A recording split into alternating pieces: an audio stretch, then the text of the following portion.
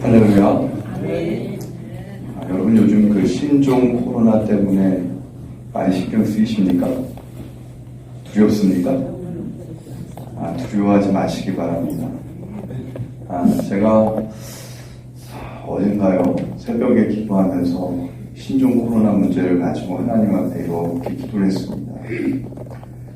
근데 하나님이 제게 주시는 마음이 있었어요.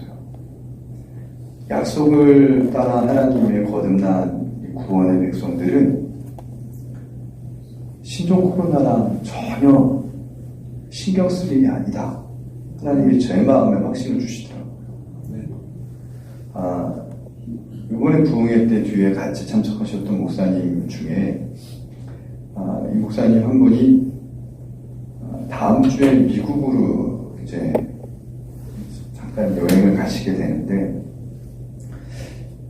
목사님 또 아는 목사님이 미국 여행 요즘 간다니까 제가 이렇게 신경이 좀 쓰였는데 기사를 보니까요 이번에 신종 코로나 바이러스로 죽은 사람이 중국에서만 나왔잖아요. 중국 외에는 아직 사망자는 나오지 않았는데 중국에서 한 200, 어제까지 한 60몇 명 정도 죽었는데요. 작년 한 해 동안 미국에서 독감으로 죽은 사람의 수가 미국에서만 8,000명이 죽었습니다. 그리고 그 독감 감염자가 1,500만 명이고 미국 인구가 3억인데 지금도 사실은 우리나라에서 작년 한 해 독감으로 돌아가신 분이요 더 많아요. 신종 코로나 한 14명 나왔나요? 확진자? 네. 우리나라 또 의료기술도 좋고 치사율이 생각보다 낮아서 안 죽습니다. 그리고 이미 약도 지금 나와서 거의 다 상용화 단계 직전까지 나왔는데 저는 이 바이러스가 특별히 중국에서 자꾸 나오는 이유가 뭘까? 근데 정말 기도하면서 하나님이 주시는 마음이 작년인가요? 아마 시진핑 주석이 선교사들을 다 추방해냈는데 지금 러시아도 그러지 않습니다. 공산주의의 모토가 됐던 이게 하나님이 애국을 징계하실 때 질병을 사용하셨는데 신종 코로나 바이러스도 하나님이 사실은 영적으로 보면 그렇게 사용하실 수도 있겠다. 그러니까 이제 그거는 하나님을 믿는 약속의 백성들은요 전혀 상관할 게 없습니다. 오더라도요 그렇게 기도하십시오. 마지막 장자의 죽음이 올 때 어떻게 됐습니까? 예수 그리스도 어린 양의 보혈을 문지방에 바르면 다 장자의 죽음이 6월 넘어갔잖아요. 신종 코로나 바이러스도요 앞에 있는 사람이 기침한다고 해서 나한테 들어온다고 100% 다 전염이 되는 건 아니에요. 이재학 교수님 얘기 들어보니까 그 바이러스가 우리 폐까지 살아서 들어와야 되고 그래서 또 폐에 안착하는 것도 확률적으로 또 그게 100%는 아닙니다. 그 걸리는 것도 사실 기적이에요. 그렇게 기도했어요. 하나님 나의 약속의 백성인데 이 질병은 하나님의 애국을 징계할 때 하나님의 백성을 탄압했던 그 애국을 징계할 때 바로왕 정신 차리게 할 때 사용했던 도구인데 가장 큰 재앙이 장자의 죽음인데 그것도 유월하게 하신 하나님 예수 그리스도의 보혈로 인침받은 우리는 코로나 바이러스가 와도 넘어가게 될 줄로 믿습니다. 기도하시고 담대하게 하세요. 여러분 걱정하지 마세요. 믿음이 있는 자만 아멘 하시기 바랍니다. 그 믿음의 선포를 하면 여러분 오늘 응답이 되어집니다. 그 원리를 제가 오늘 좀 말씀드릴게요. 제가 올 한 해는 하나님 앞에서 정말 작정을 하고 제가 기도를 했습니다. 이 우주가 어떻게 이루어지고 역사가 어떻게 이루어지고 하나님의 구원의 섭리가 어떻고 우리가 교회를 나오는 게 교양이 아니고 엑소살이가 아니고 정말 실제로 교회를 나오는 것이 정말 실제적인 하나님을 만나고 실제적인 이 역사 가운데 속에서 우리가 실제적으로 하나님의 구원을 체험하고 또 영생까지 가는 그 경로들에 대해서 이 구원의 진리조차도 실제적으로 전하는 한 해가 되어야 되겠다. 그래서 실제로 역사하시는 하나님을 우리 교회와 성도들이 경험해야 되겠다. 올 한해 제가 아주 작심을 하고 말씀을 준비하고 기도하고 나아가려고 합니다. 그래서 여러분들도 이 말씀 시간을 사모하시고 정말로 정신을 바짝 차리고 들으시고 여러분의 삶 속에서 이 말씀을 가지고 승리하시기를 주님의 이름으로 축원을 드립니다. 이 천사에 대해서 있잖아요. 기독교 신학에서 중세까지 강화됐다가 근대로 오면서 좀 약화된 경향이 있습니다. 그러나 이 천사는 성경에 등장합니다. 오늘 히브리서 1장 14절에도 등장합니다. 그리고 천사가 있느냐? 그럼 제가 한번 물어볼게요. 귀신은 있나요? 귀신 있잖아요. 여기 점집들, 무당들 가면 다 귀신을 섬기잖아요. 귀신이 있는 건 믿는데 천사가 있는 걸 못 믿는 이유가 뭐가 있겠습니까? 천사는 싫지 않습니다. 근데 천사론이 그 기독교 신학에서 약화가 된 이유가 있습니다. 그것도 제가 나중에 좀 설명을 드릴게요. 근데 그러다 보니까 우리가 영적으로 무지하게 됩니다. 약화되다 보니까 무지하게 돼가지고 사실은 응답을 받는 원리에 있어서 천사가 필요한데 천사를 알아야 되는데 무지하다 보니까 우리가 기도를 하고도 응답을 받지 못하는 그런 일들이 벌어지게 되니까 우리는 좀 영적으로 다시 한번 잘못된 것들은 경계하고 또 이것들이 갖는 영적인 진리는 제대로 알아서 응답받는 성도가 되자. 이게 오늘 말씀의 취지입니다. 할렐루야. 자, 모든 천사들은 섬기는 영이라고 했어요. 근데 누구를 섬기냐면 구원받을 상속자를 섬긴다고 했습니다. 천사는 영적인 존재라는 걸 알 수가 있습니다. 천사의 임무가 무엇이냐면 히브리서 1장 14절은 섬기는 영이다. 섬긴다 분명히 이야기하고 있습니다. 그리고 누구를 섬기냐면은 상속자를 섬기는데 어떤 상속자요? 구원받을 상속자라는 거예요. 그러면 구원받을 상속자가 누구냐라는 것을 알아야 되는데 누굽니까? 바로 성도를 의미합니다. 거듭난 성도죠. 그냥 성도가 아니라 거듭난 성도를 의미하는데 거듭난 성도를 그러면 천사가 왜 섬기냐? 바로 거듭난 성도가 상속자이기 때문에 섬기는 거예요. 쉽게 기업을 얘기하면 기업에 회장이 있으면요, 회장 아들을 그 기업의 그 가신들이 섬겨요, 안 섬겨요?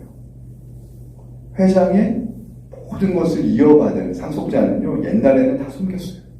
영주가 있었으면 영주의 아들을 신하들이 섬깁니까, 안 섬깁니까?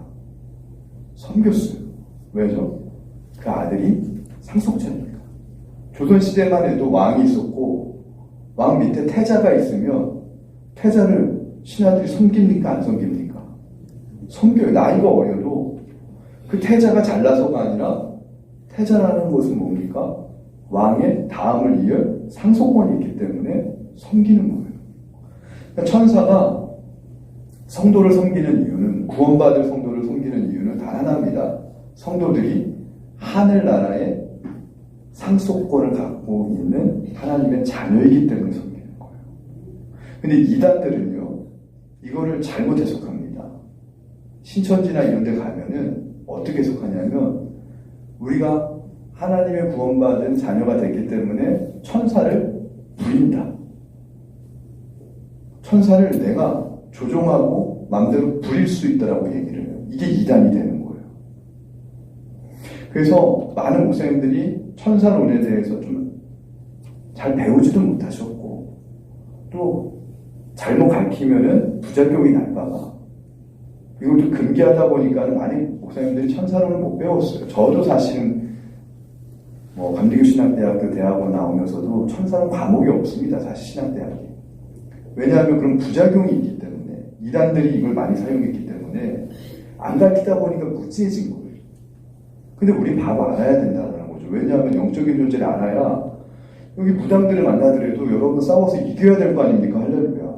전도하려면 알아야 안 돼, 이기는데 모르니까 귀신 무당 나오면은 그냥 무서워만 하고 벌벌 떨고 막 도망다니고 전도하라고 그러면 그런 건데 알아야 됩니다. 천사론에 대한 오남용은 천사가 우리를 섬긴다니까 내가 천사를 종처럼 막 부려도 되겠다. 자기의 야망과 자기의 소원을 위해서 천사를 막 부리게 되다 보면은 나중에 어떻게 되는 줄 아세요? 그 사람이 자기가 하나님이 된 줄로 착각합니다. 그러니까 이만희 같은 교주가 나오는 거예요. 근데 정확하게 오늘 제가 신학적으로 정리를 해드리면 천사는 구원받은 성도를 섬깁니다. 근데 섬기는 이유는 그 성도가 잘나서가 아니라 대단해서가 아니라 우리가 하나님 나라의 상속권자이기 때문에 섬기는 겁니다. 그러면 성도가 하나님 나라를 위해 하나님의 부르심의 직분을 감당할 때 천사가 성도를 돕는다는 겁니다. 할렐루야. 요것을 머릿속에 기본적으로 딱 정리하시기 바랍니다. 자, 그럼 천사의 기원에 대해서 말씀드릴게요. 천사를 알려면 또 뭘 알아야 돼요? 사단을 알아야 됩니다. 천사와 사단이 어떤 역할을 하는가 좀 알아야 되는데, 죄가 없는 곳이 있었습니다. 태초에. 그곳이 어디입니까? 천상이라고 그러고 그 천상을 에덴이라고 합니다. 그거는 에스겔서 28장에 이야기합니다. 에스겔서 28장 12절부터 14절에 보면 이런 말이 있어요. 내가 옛적에 하나님의 동산 에덴에 있어서 각종 보석, 곧 홍보석과 황보석과 금강석과 황옥과 홍마누와 창옥과 청보석과 남보석과 홍옥과 황금으로 단장하였으며 내가 지음을 받던 날에 너를 위하여 소고와 비파가 준비되었도다. 여기서의 에덴은 창세기 1장, 3장에서 등장하는 그 에덴 동산이 아닙니다. 에스겔서 28장에 나오는 에덴 동산은요, 천사를 지을 때 에덴에서 지었다라는 것이고, 창세기 1장부터 3장에 나오는 에덴 동산은 아담과 하와를 지을 때의 에덴 동산입니다. 그럼 창세기 1장, 3장의 에덴 동산은 어디냐면 하나님께서 우주와 지구권을 지을 때의 그 에덴 동산을 이야기하는 거고, 천사를 짓는 에덴 동산은 천상입니다. 그래서 3층 천이라고 사도 바울이 얘기했는데 1층, 그 1층이 뭡니까? 지상 대기권까지. 2층권이 우주. 3층이 뭡니까? 천상을 얘기하는 거예요. 여긴 영적인 세계예요. 그러면 에덴이라고 하는 어원을 알아야 되는데 죄가 없는 상태. 여러분, 세상에 죄가 없는 곳이 어디 있습니까? 없어요. 이 세상에는. 죄가 없는 곳은 하나님의 보좌가 계시는 그곳, 천상밖에 없는데 그곳을 에덴이라 불렀는데, 하나님은 죄가 없는 그 천상에서 천사를 지은 것과 마찬가지로 아담과 하와를 지을 때도, 이 지구상 지상에서 아담과 하와를 지을 때도 죄가 없는 그 상태 속에서 지었기 때문에 거기를 천국에 있는 에덴, 그것을 따서 모형으로 에덴 동산이라고 한 거예요. 그러니까 본질적인 에덴 동산은 천상을 이야기하는 것이고, 그것이 지상의 모형으로 등장하는 것이 창세기 1장부터 3장에 나오는 에덴 동산을 의미하는 거예요. 자, 그런데 죄가 어디서부터 발생했습니까? 우리는 죄가 발생한 것을 어디까지만 아냐면은 창세기를 읽을 때는 아담과 하와가 선악과를 따먹었을 때 죄가 발생한 것으로만 압니다. 지상에서 죄가 발생한 것으로 알아요. 그러나 죄는요, 천사를 그룹이라고 하는데, 자, 에스겔서 28장에 이제 계속해서 기름 부음 받은 그룹이 나옵니다. 그룹은 천사의 종류인데 기름을 발랐어요. 부음을 받았어요. 천사 중에. 이게 뭔 뜻입니까? 기름 부음은 구약시대 때 왕, 제사장, 예언자, 선지자에게만 구별했으니까 천사 중에 특별히 구별시켰다는 것은 천사의 우두머리, 천사장이라는 거예요. 근데 그 기름 부음 받은 그룹, 이 천사장이 하나님과 같아지려고 마음을 먹었습니다. 그것을 이사야는 이사야 14장에 이렇게 얘기해요. 너 아침의 아들 계명성이요. 여기서 이 계명성은 비유인데 사단을 의미합니다. 그 천사장을 의미합니다. 어찌 그리 하늘에서 떨어졌으면 너 열국을 엎은 자여, 어찌 그리 땅에 찍혔는고, 내가 내 마음에 이르기를 내가 하늘에 올라 하나님의 묵별 위에 내 자리를 높이리라. 원래 천사들은 하나님을 찬양하기 위해서 지음받은 영적인 존재들인데 그 중에 천사장, 기름 부음 받은 그룹 천사장, 내가 하나님과 같아지겠다 올라가는 순간 그것이 죄가 되고 그 천사장이 타락하게 되면서 하나님은 그 천사장을 사단이라고 이름을 붙이고 그리고 나서 어떻게 합니까? 하나님이 그 에덴으로부터 쫓아내셨다. 그래서 사단과 사단을 따르는 타락한 천사들이 우주 지상계로 쫓겨나서 들어오게 되는 겁니다. 그리고 나서 아담과 하와가 있는 그 에덴 동산에 쫓겨내려와서 하와를 미혹하고 그리고 죄를 짓게 만들면서 그러면서 약속의 백성이 나오고 육체를 따르는 백성이 나오는데 약속의 백성은 성령 천사를 통해 가지고 하나님의 나라의 구원사를 이어가는 백성들이고 구원받은 성도를 의미하는 것이고 이 구원받은 성도들을 대적하고 탄압하는 그 육체의 백성은 사단이 조종하는 육체의 백성이 되는 것이죠. 이게 영적인 원리입니다. 영적인 세계의 기원입니다. 자, 그러면 하나님의 창조 질서를 우리가 좀 알아야 되는데 하나님의 창조할 때 질서가 있습니다. 계급이 있습니다. 그레이드가 있는데 창조할 때의 첫 번째 가장 으뜸인 존재가 누구겠습니까? 하나님이십니다. 그럼 두 번째 존재가 누굴까요? 하나님 다음으로 두 번째 귀한 존재가 인간입니다. 사람입니다. 그리고 세 번째가 천사입니다. 그리고 네 번째가 만물이에요. 이거를 순리라고 합니다. 하나님의 창조 질서이기 때문에 순리라고 하고 이거 순리는 진리라는 얘기예요. 영적으로. 근데 이 순리가 인간이 타락하면서 범죄하면서 뒤집힙니다. 뒤집힌 걸 영리라고 합니다. 이 영리에 대한 게 로마서 1장에 분명히 기록되어 있어요. 그래서 로마서 1장에 어떻게 이것이 기록되어 있냐면 자, 로마서 1장을 우리가 좀 한번 찾아볼까요? 로마서 1장을 좀 찾아보겠습니다. 잠깐 성경을 펴시고 네.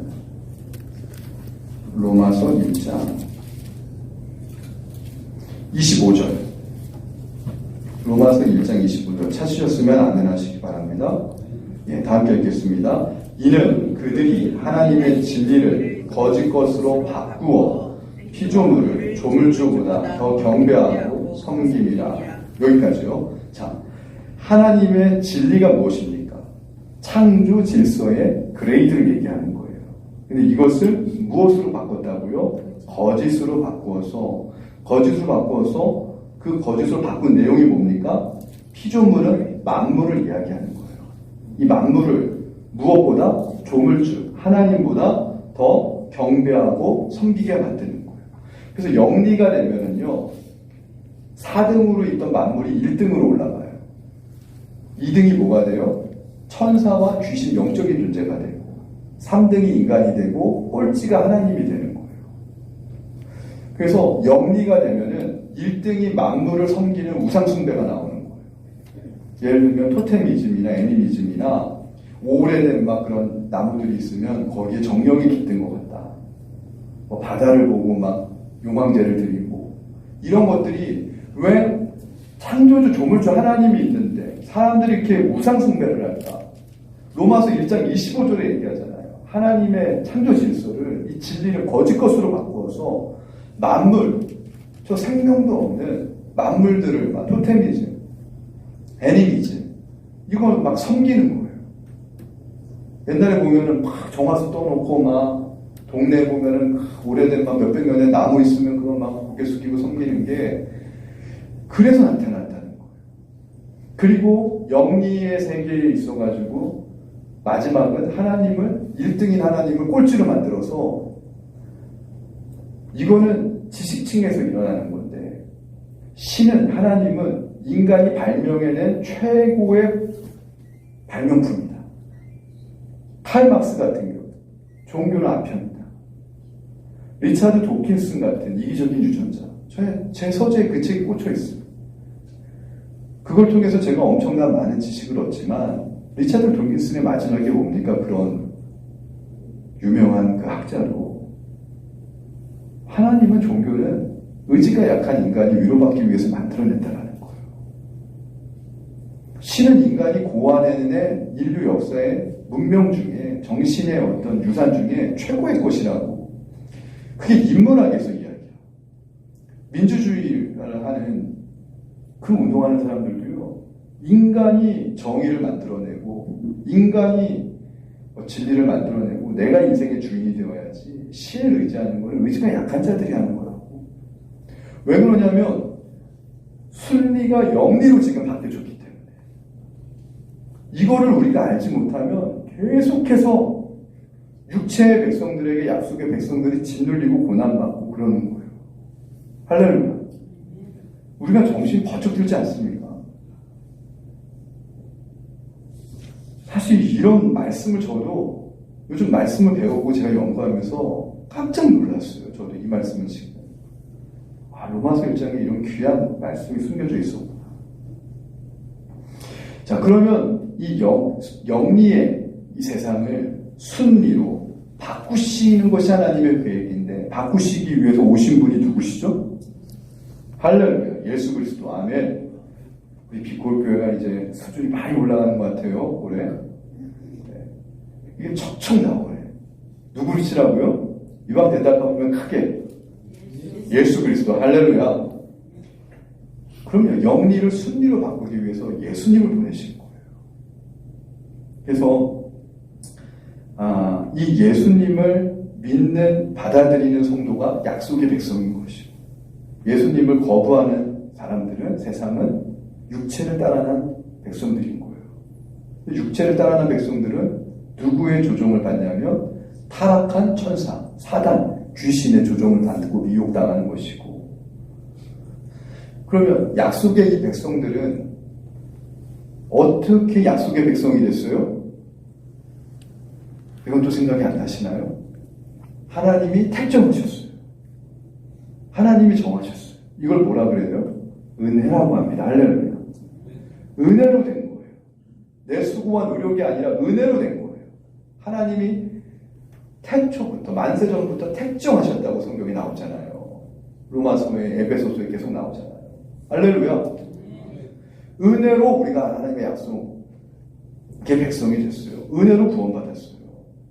내가 잘나서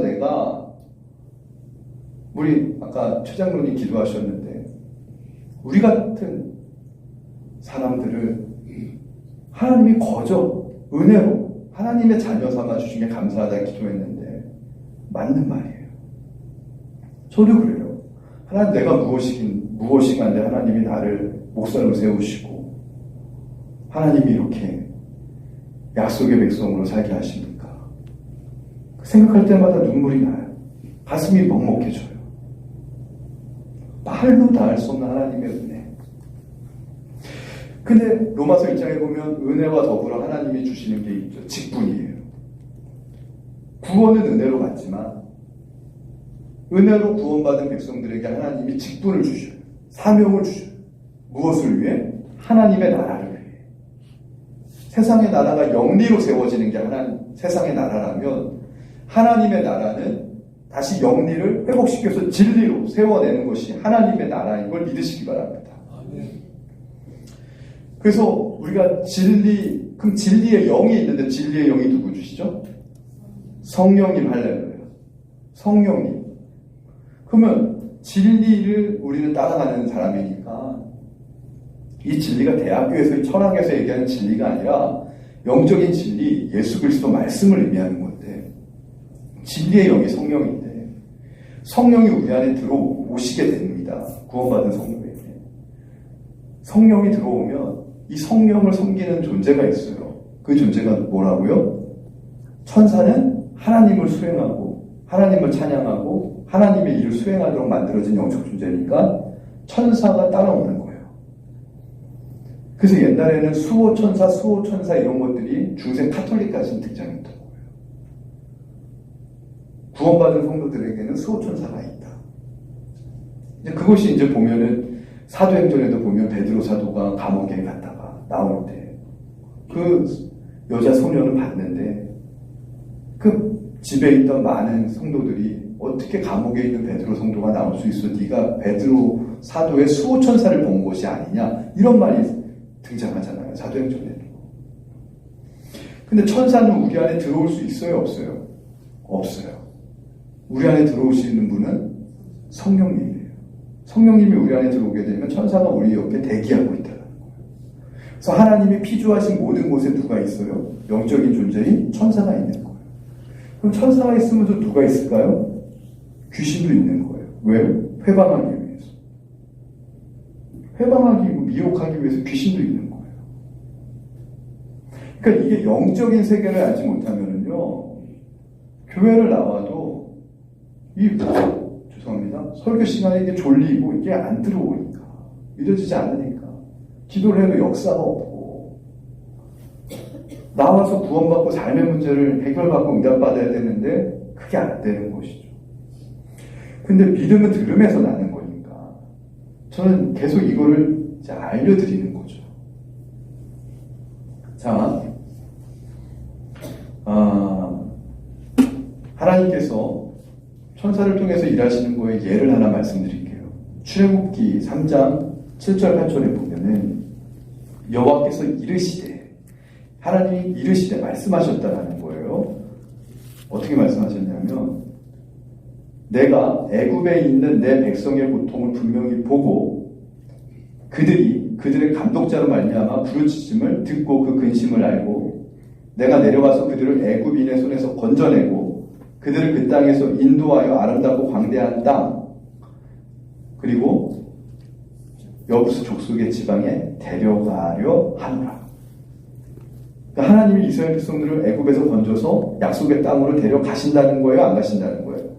데려가신다는 거예요. 출애굽기 3장에 말씀하셨어요. 근데 이것이 민수기 20장 16절에서 어떻게 고백하냐면 제가 읽어드릴게요. 이스라엘 백성들의 고백입니다. 우리가 여호와께 부르짖었더니 기도했다 간구했다는 거예요. 우리 소리를 들으시고 하나님이 우리 기도를 들으시고 천사를 보내사 한번 찾아보세요. 민수기 20장 16절. 민수기 20장 16절. 천사가 나와요, 안 나와요? 나오죠? 네. 천사를 보내사 우리를 애굽에서 인도하여 내셨나이다. 자, 이스라엘 백성들을 애굽으로부터 인도하여 내시겠다. 출애굽기에서 하나님이 말씀하셨습니까? 안 하셨습니까? 말씀했는데 민수기서에서 보니까 하나님의 말씀을 이루는 존재가 누구였어요? 하나님이 누구를 보내서 말씀을 이루어냈다라는 거예요? 천사를 보내서. 할렐루야. 분명히 성경에 기록되어 있는 거예요. 그럼 우리가 지금 하나님의 말씀, 진리의 영을 가지고 우리가 주 안에, 주가 내 안에 거하면 무엇이든지 원하는 대로 구하라. 그리하면 하나님이 들으시고 응답하시라는 말씀이 누구를 통해 이루신다는 거예요? 응답하겠다는 거예요? 영적인 존재. 성령을 섬기는 영적인 존재를 통해서 하나님이 일하신다는 거예요. 그러니까 우리가 지금 하고 있는 모든 말을 믿음에서 떠난 말을 하면 그걸 누가 들어요? 진리에서부터 떠난 말을 하잖아요. 귀신이 들어요. 원망하고 불평하고 의심에 얘기하면 자꾸 귀신이 꼬이고 어두워지는 거죠. 근데 내가 믿음의 말을 하고 하나님의 소원을 담는 이야기를 하고 진리의 이야기를 하면은 누가 들어요? 그거를? 천사가 듣고. 할렐루야. 어떤 인생을 사시겠습니까? 그래서 영적인 전쟁이라는 거예요. 구원받은 성도가 보면 이 세상은 영적인 전쟁이라는 말이 그래서 나오잖아. 뭐 예수전도단이나 뭐 이런 이제 성경을 보면은 그런 것들, 영적 전쟁 이런 것들에 대한 책들이 쫙 많습니다. 저도 그런 것들 공부했는데 사실 우리 로컬 처치에서는 그걸 깊게 제가 이야기할 수 있는 건 아니지만 이 정도는 우리가 알아야 된다. 자, 말씀을 정리하도록 하겠습니다. 인카네이션에 대해서 제가 말씀드렸는데, 인카네이션이 뭡니까?